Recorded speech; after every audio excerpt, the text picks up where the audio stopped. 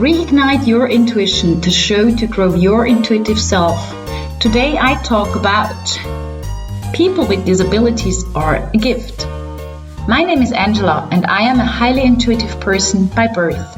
What makes me the expert in supporting you regaining your intuition. As a psychic life coach, it is my passion to support people by becoming themselves. Trusting fully your intuition takes time and is a very individual process. I share with you my knowledge and hands-on strategies I have developed to support you in your daily lifestyle. Take 30 minutes of your lifetime, schedule a free call with me, and then let's start.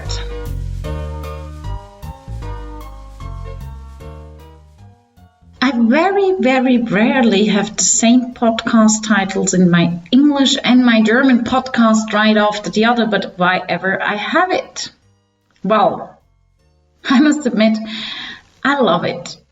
I love the title and I love the topic because, in my opinion, I'm not sure if people who are called to be disabled are really the disabled ones, or if it is us who is just the intolerant ones or the unflexible ones.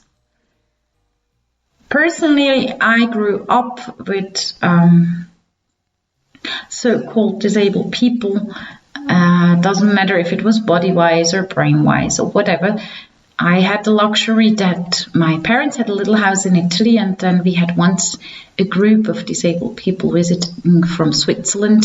They were living in the tents, but they used the kitchen and bathroom and everything, of course. And it was a big group, or actually in my thoughts, it was a big group. It was about 10 people, plus those who were there to support them. And it was a very special experience. One of the experiences was that I first, and I think for the last time, I saw true love.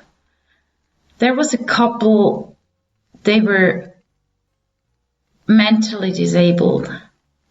And he did something, I don't remember what it was, but I think it was like a few of the boys, like 2-3 boys were sitting with my mom and chatting. And she got so jealous. She was so sad. She cried. She really did cry. And it was not because she was losing it or becoming very angry or something like that. She was just like sad. It just made her sad because she wanted to spend time with her boy. And this boy sat on a table with his friends and with my mom chatting. And that my mom was back then in her... I think in her 40s. Yeah, she actually must have been my age, a little older. Okay, quite older. No, it's just a little older. She must have been around 40, 45, something like that.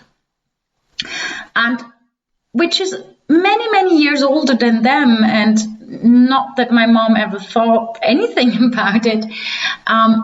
For this young woman, it hurt her, so she cried. And she cried and she let her feelings out. And it was not like one of these going back and being like pretending to be who she's not. But she felt sad. So she felt sad. And that's how it is. And then there was one young man who could not. He had one eye. The other eye was from glass. And he was also mentally disabled. He couldn't figure my age. And he liked me. I think I was older than 10. I was like 12 or something.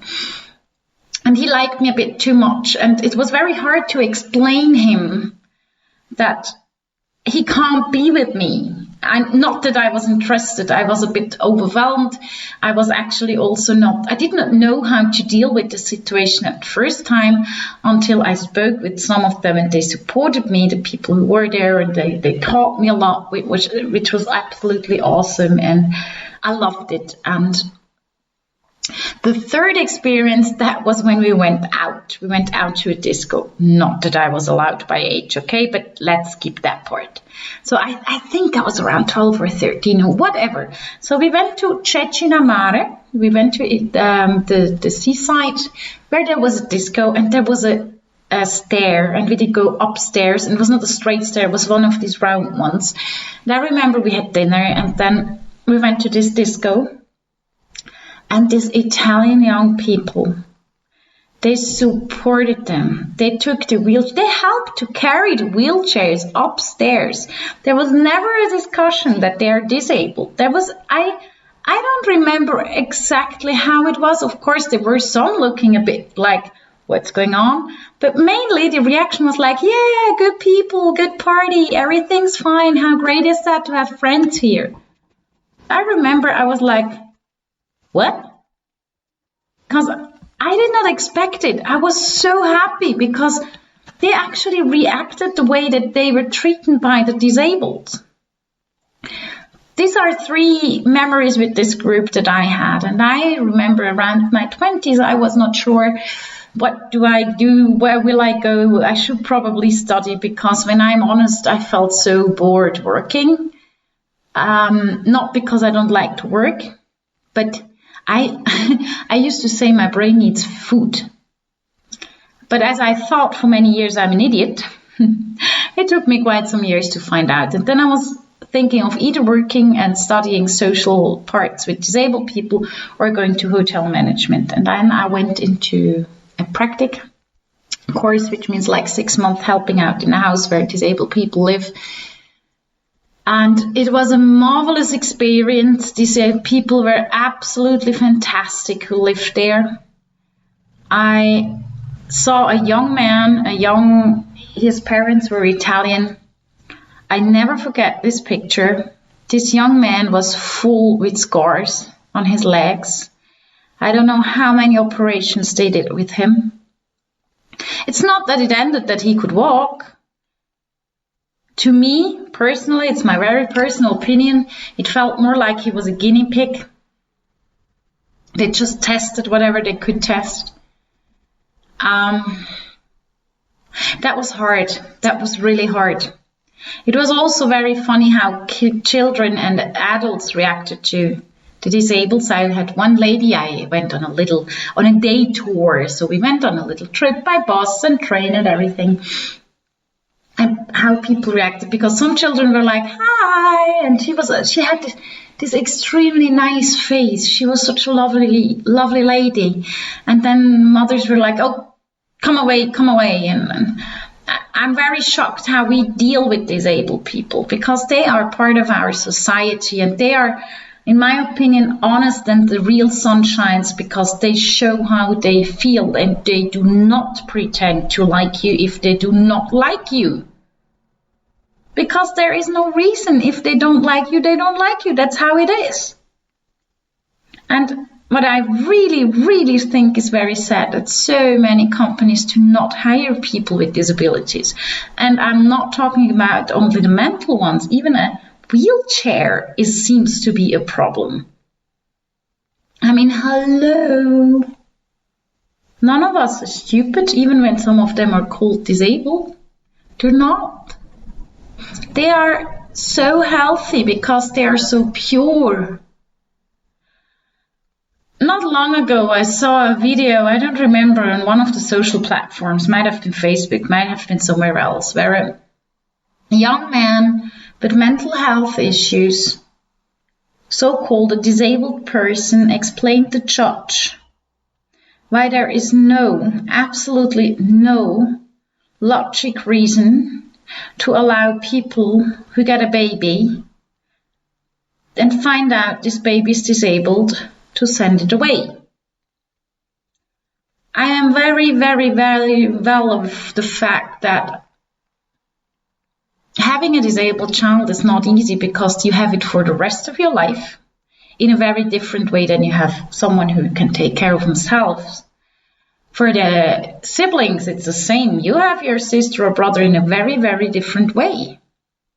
And all this stuff, all these things, they're not easy.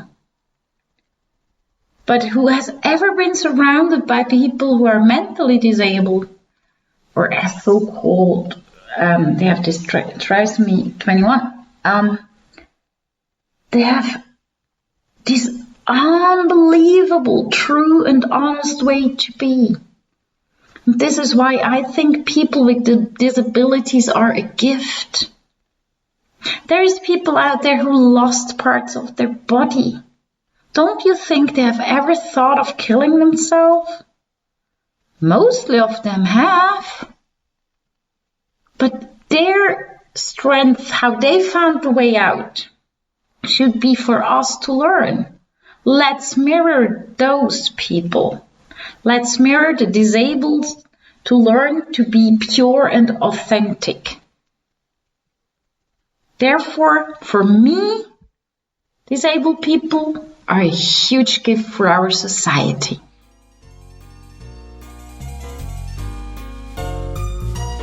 Are you ready for being you? Yes? Then go to angelahack.com, book the 30-minute free call with me with the link you find on my homepage. Thank you for listening to Reignite Your Intuition.